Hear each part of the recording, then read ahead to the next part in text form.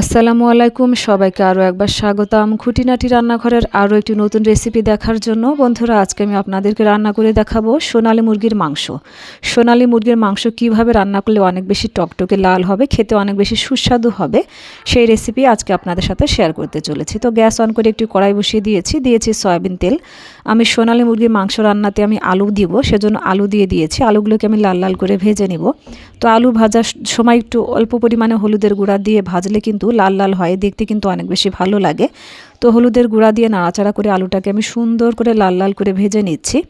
আপনারাও কিন্তু অবশ্যই আলু ভাজার সময় একটু হলুদের গুঁড়া দিয়ে ভাজবেন, দেখবেন দেখতে লাল হবে, খুবই সুন্দর হবে দেখতে, আর খেতেও কিন্তু মাশাআল্লাহ অনেক বেশি মজাদার হয়। তো আলুগুলো ভাজা হয়ে গেছে, আমি একটি পাত্রে তুলে নিচ্ছি সবগুলো।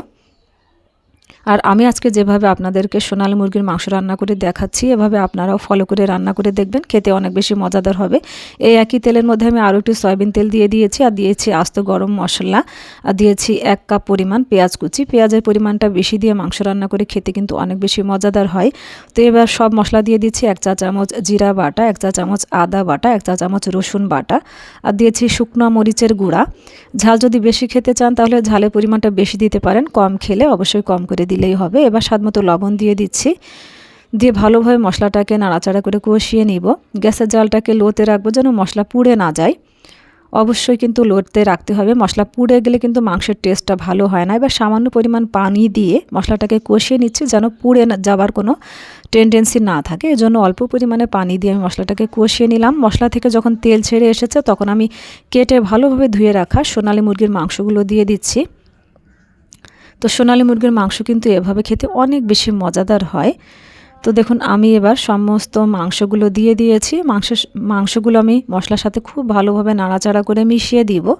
তো আমার সম্পূর্ণ রেসিপি দেখে যদি ভালো লাগে অবশ্যই কমেন্ট করে জানাতে ভুলবেন না, অবশ্যই একটি লাইক দিবেন। তো দেখুন, মশলার সাথে খুব ভালোভাবে নাড়াচাড়া করে মিশিয়ে দিচ্ছি।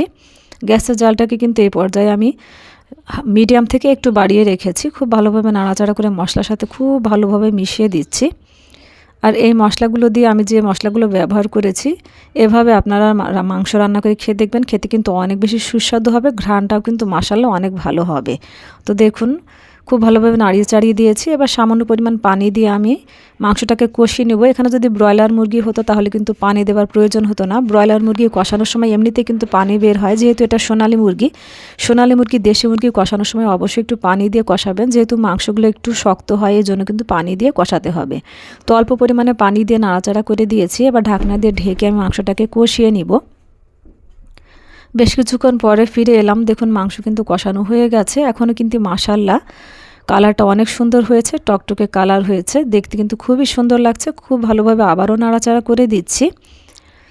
তো এই মাংসটা আপনারা সাদা ভাত, পোলাও, খিচুড়ি, রুটি, পরোটার সাথে খেতে পারেন। এবার দিয়ে দিচ্ছি আমি টমেটো কুচি, কাঁচা পাকা টমেটো কুচি দিয়ে দিচ্ছি। আপনারা চাইলে টক দইও দিতে পারেন। তো টমেটো কুচি দিয়ে আমি খুব ভালোভাবে আবারও নাড়াচাড়া করে দিচ্ছি। এবার আমি দিয়ে দিচ্ছি রাঁধুনি মুরগির মাংসের মশলা। এই মশলাটা দিয়ে মাংস রান্না করলে কিন্তু খেতে অনেক বেশি মজাদার হয়, ঘ্রাণটাও কিন্তু অনেক সুন্দর আসে। তো দেখুন, মশলা দিয়ে দিলাম, আপনারা যে কোনো ব্র্যান্ডের মশলা দিতে পারেন, কোনো সমস্যা নেই। এবার ভালোভাবে নাড়াচাড়া করে দিচ্ছি, খুব ভালোভাবে কষিয়ে নিচ্ছি। যত বেশি ভালোভাবে কষানো হবে খেতে মশলা তত বেশি সুন্দর হবে। এবার ভেজে রাখা আলুগুলো আমি দিয়ে দিলাম। আলুগুলো দিয়ে খুব ভালোভাবে নাড়াচাড়া করে দিব। গ্যাসের জালটাকে এই পর্যায়ে আমি মিডিয়ামে রেখেছি।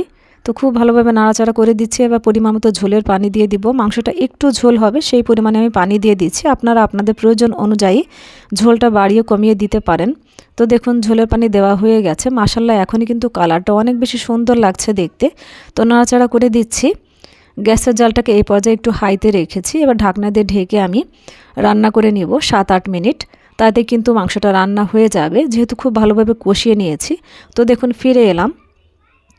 তো রান্না প্রায় কিন্তু হয়ে গেছে, খুবই সুন্দর হয়েছে, আর ঘ্রাণটাও কিন্তু মাশাআল্লাহ খুবই সুন্দর হয়েছে। আলুগুলো কিন্তু সেদ্ধ হয়ে গেছে, মাংসটা খুব ভালোভাবে রান্না হয়ে গেছে। তো বন্ধুরা, অবশ্যই আমার চ্যানেলটিকে সাবস্ক্রাইব করে পাশে থাকবেন নতুন নতুন রান্নার ভিডিও দেখবার জন্য। এবার আমি ভেজে রাখা জিরার গুঁড়ো দিয়ে রান্নাটাকে কমপ্লিট করে নিচ্ছি।